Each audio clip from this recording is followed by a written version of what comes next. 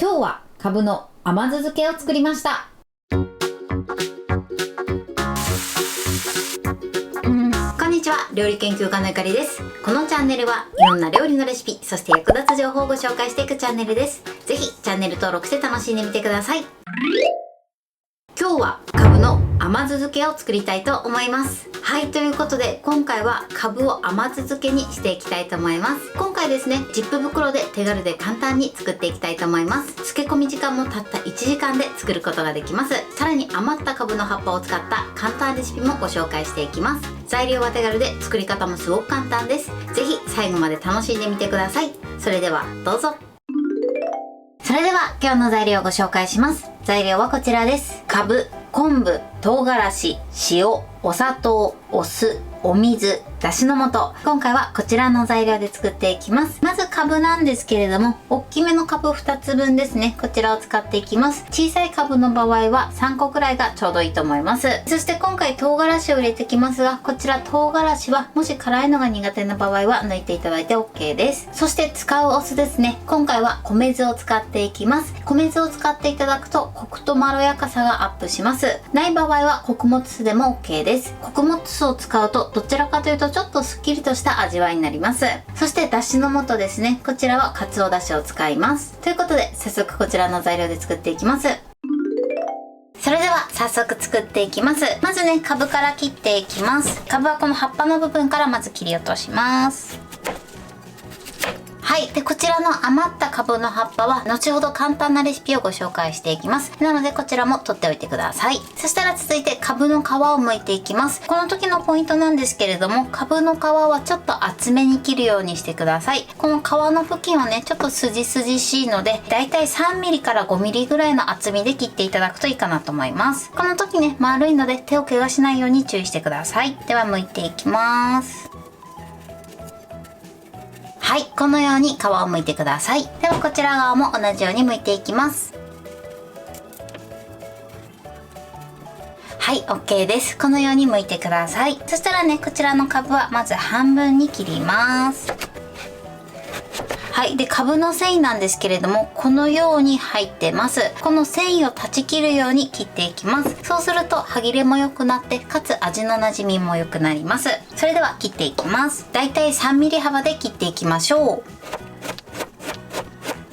ちょっとね、こちらの高さが低くなると切りづらいので、そしたらね、くるっと回転させて、この高さの低い方から切ると切りやすいと思います。はい、OK です。だいたいこのぐらいの厚みになるように切ってください。では残りもね、同じように切っていきます。はい、カブはこのように切ってください。そしたらこちらのカブをボウルに入れます。そしたらここに塩を加えます。だいたい小さじ1/2ぐらいですね。入れます。そして全体にまぶして軽く揉んでください。はい、OK です。このように塩もみしてください。それではこのまま10分置いてカブから水分を出したいと思います。では続いてこちらのかつおだしですね。こちらをお水で溶きます。まず水を入れて、そしてだしを入れます。入れたら軽く混ぜます。そうしましたらこちらを電子レンジ 600W で30秒加熱します。はい、30秒加熱しました。そしたらもう一度よく混ぜてください。はい、だしの準備はこれで OK です。こちらはこのまましっかり冷まします。ではね、カブを塩でつけている間に昆布を切っていきます。昆布はね、キッチンペーパーを軽く濡らして表面をね、ほんの少し拭き取ります。そしたらこちらの昆布はですね、細切りしていきます。キッチンバサミを使ってください。もうあらかじめね、細切りになってるものとかも売ってるので、そういったものを使っていただいてもいいかなと思います。あとね、少し水で拭くことによって少し昆布がしなるので切りやすくなると思います。はい、OK です。昆布はこのように細切りにしてください。それでは続いて唐辛子です。唐辛子もキッチンバサミで切っていきましょう。まず半分に切ります。そして種を取り除きます。取り除いたらこちらを輪切りにしていきます。はい、唐辛子はこれで OK です。ははい、10分経ちました。そしたらですね、こちらのカブの水分をしっかりと絞っていきます。水洗いはね、しなくて大丈夫です。このように何枚か手に取っていただいて、ギューッとやるとね、食感が悪くなってしまうので、3本指ぐらいを乗せていただいて、そしてキューッと押さえつけるように絞っていってください。そうすることできちんとカブの食感も残すことができます。はい、こんな感じです。ではね、残りも同じように絞っていきます。はい、絞り終わりました。10分ね、漬け込むだけでこのようにカブから水分を取り出すことができます。この水分が出た分、味がとても馴染みやすくなります。カブの準備はこれで OK です。そしたらですね、今回はジップ袋に入れて漬け込んでいきます。まずジップ袋の口を開けておいてください。そしてここにカブを入れます。あとはここに昆布、そして唐辛子、あとはお砂糖、お酢、そして溶いただしの素を加えます。そしたらこちらをね、手で揉んでなじませます。お砂糖が溶けるまでしっかりと揉んでください。はい、しっかり揉み終わりました。そしたら空気を抜いて平たくします。はい、こんな感じです。それではこちらを冷蔵庫で1時間漬け込みます。それでは続いて、こちらの余ったカブの葉を使ってご飯のお供にぴったりな簡単レシピをご紹介していきます。材料はこちらです。カブの葉っぱ、お醤油、お砂糖、料理酒、鶏ガラスープの素、鰹節、白ごま、ごま油。こちらの材料で作っていきます。とてもね、手軽な材料で簡単に作ることができます。そして今回は鶏ガラスープの素を使っていくんですが、こちらを鰹だしや昆布だしでも OK です。ということで、早速こちらの材料で作っていきます。それでは作っていきます。まずですね、この葉っぱの部分をきれいに洗って、そして水分を拭き取ってください。そしたらこのね、まだちょっとカブがついてる部分、ここは切り落とします。この根元の部分にはよくね、土などが詰まってる時があるので、気になる時はここの部分切った後にまた洗っていただくといいかなと思います。今ね、ちょっと土がついてたので、こちらも洗いました。そうしましたらこちらをだいたい1センチ幅で切っていきます。はい、このように切ってください。では炒めていきます。まずごま油です。こちらの油もお好みのものを使っていただいて大丈夫です。そしたら火にかけます。火加減中火です。一度ね、油をフライパン全体に回してください。油が回ったらここにカブの葉っぱを入れます。